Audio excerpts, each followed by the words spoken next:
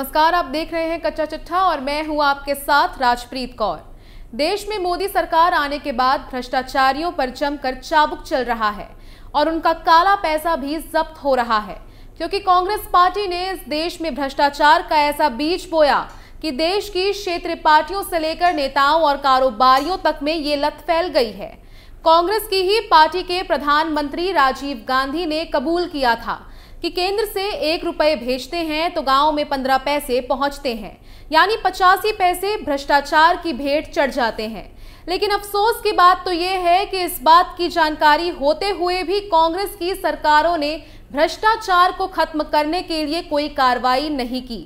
लेकिन 2014 के बाद ये भ्रष्टाचार के फन को कुचलने का काम प्रधानमंत्री नरेंद्र मोदी ने किया। उन्होंने कई बार कहा कि भ्रष्टाचार को जड़ से खत्म करना है। यही वजह है कि एजेंसियां इस पर कठोर कार्रवाई कर रही हैं। इसी का नतीजा है कि आज देश के कई हिस्सों में नोटों का खजाना मिल रहा है। कांग्रेस नेता धीरज साहू और बंगाल के मंत्री रहे पार्थ चैटर्जी की सहयोगी अर्पिता मुखर्जी के घर से निकले नोटों के बंडल आज भी आम लोगों के जहन में कौंधते रहते हैं। यही नहीं, नेताओं के अलावा कई कारोबारियों और अन्य लोगों के पास से भी पिछले कुछ समय में भारी मात्रा में नकदी जब्त की जा चुकी है। भ्रष्टाचार से जुड़े कुछ ऐसे ही लोगों का पूरा कच्चा चिट्ठा खोलेंगे जो दलदल में ऐसे फंसे हैं कि बाहर नहीं आ पाए। मोदी सरकार के एक्शन से हड़कंप, भ्रष्टाचारियों में मची खलबली, कांग्रेस के कारनामों का भांडाफोड़, एक एक करके निकल रहा काला धन। कांग्रेस के राज्यसभा सांसद और कारोबारी धीरज साहू के ठिकानों पर आयकर विभाग की कार्रवाई चल रही है।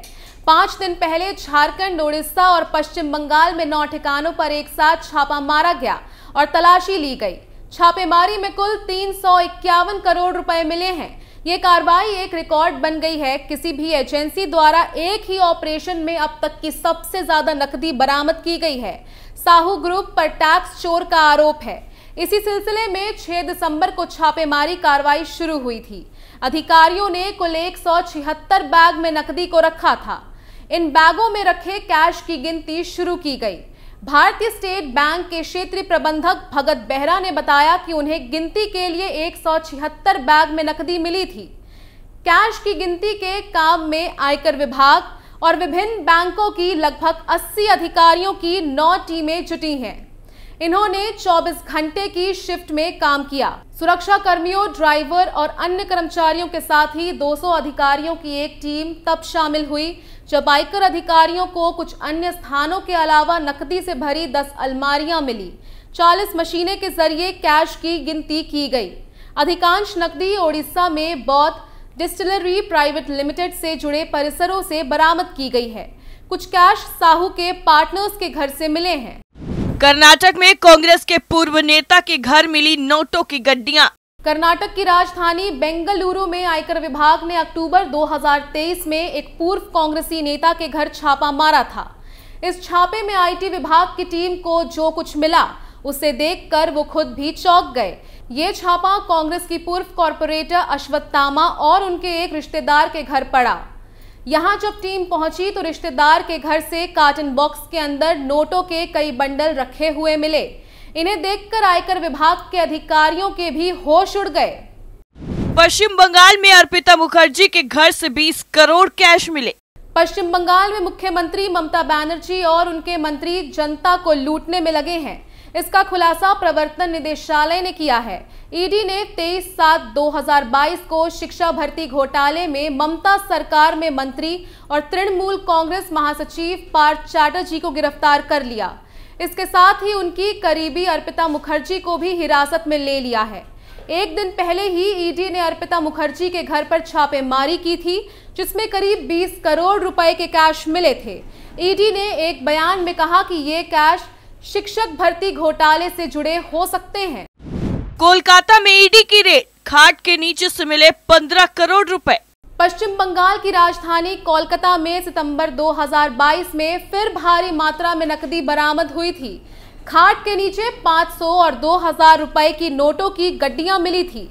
ईडी की टीम ने गार्डन रिच में ट्रांसपोर्ट कारोबारी निसार खान के घर पर छापा मारा था और वहां से मोटी रकम बरामद हुई थी। खाट के नीचे प्लास्टिक के पैकेट में लिपटे 500 और 2000 रुपए के कई बंडल मिले। खाट के नीचे से 15 करोड़ की नोटों की गड्डियां मिली थी। ईडी के अधिकारियों का कहना है कि वो मोबाइल गेम ऐप के फ्रॉड में जुड़े हुए थे। इसी मामले में कोलकाता के 6 ठिकानों पर छापामारी की गई थी। काली कमाई का कुबेर निकला क्लर्क, घर के कमरे से मिली नोटों की गड्डियां। भोपाल में चिकित्सा शिक्षा विभाग के सतपुड़ा भवन में पदस्थ क्लर्क हीरो केसवानी के घर पर हुई छापेमारी में करोड़ों रुपए की काली कमाई मिली है। अगस्त 2022 में ईओडब्ल्यू की टीम ने क्लर्क हीरो केसवानी के संत हिरदाराम नगर बैरागढ़ में मौजूद मकान पर छापेमारी की थी। कार्रवाई के दौरान क्लर्क के घर से करीब 85 लाख रुपए कैश जब्त हुए हैं। घर के हर कमरे में टीम के सदस्यों को नोट की गड्डियां मिली, जिन्हें गिनने के लिए मशीनें बुलानी पड़ी। इतना ही नहीं, 85 लाख रुपए नकद तो 12 से अधिक अचल संपत्तियों के दस्तावेज और 4 लग्जरी गाड़ी भी क्लर्क के पास से मिले।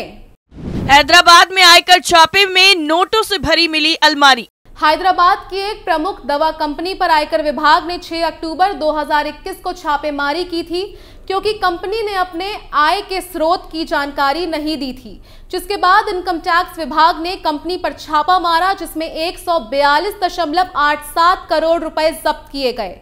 आयकर विभाग की छापेमारी के बाद एक तस्वीर सोशल मीडिया पर खूब वायरल हुआ था।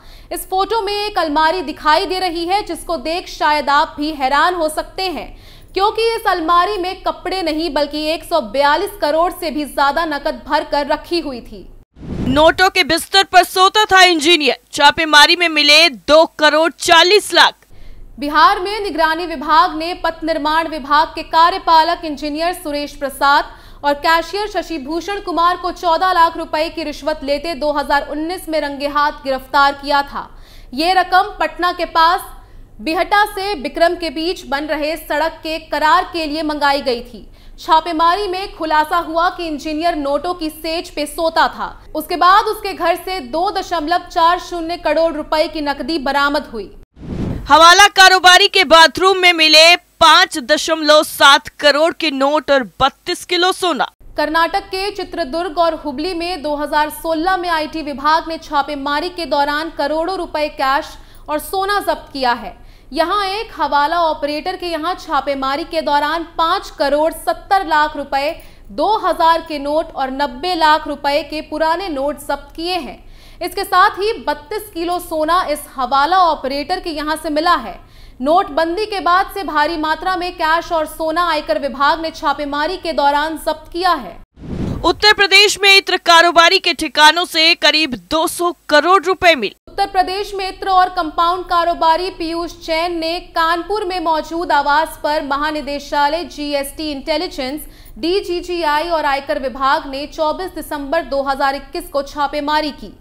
इस छापेमारी में उनके कानपुर आवास से 151 करोड़ मिले। इसके साथ ही कारोबारी के कन्नौज में मौजूद घर पर भी छापेमारी की गई, जिसमें घर की दीवारें, फर्श, सीलिंग और तहखाने तक से करोड़ों रुपए और सोना चांदी मिली। कन्नौज में महानिदेशालय जीएसटी इंटेलिजेंस, डीजीजीआई और आयकर विभाग की कार्रवाई में करीब 110 करोड़ रुपए नकद और 275 किलो सोना चांदी मिला। तमिलनाडु में आईटी रेड में 163 करोड़ कैश, 100 किलो सोना जब्त। आयकर विभाग ने तमिलनाडु में राजमार्ग निर्माण के काम में लगी एक कंपनी के परिसरों पर 17 जुलाई 2018 को छापे मारे और 160 करोड़ रुपए नकद और 100 किलोग्राम सोना जब्त किया।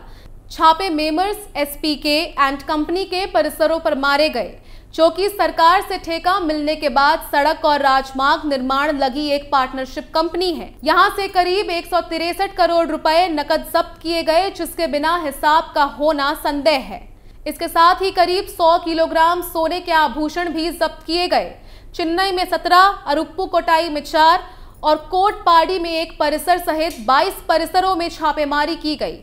देश में लगातार हो रही कार्रवाई से अपराधियों, भ्रष्टाचारियों में खौफ का माहौल है। अब देखना होगा कि आने वाले वक्त में और कितना काला पैसा बाहर निकल कर आता है, जो छिपा कर रखा गया है। कच्चा चिट्ठा में फिलहाल के लिए इतना ही। बाकी खबरों के लिए देखते रहिए कैपिटल टीवी। नमस्कार।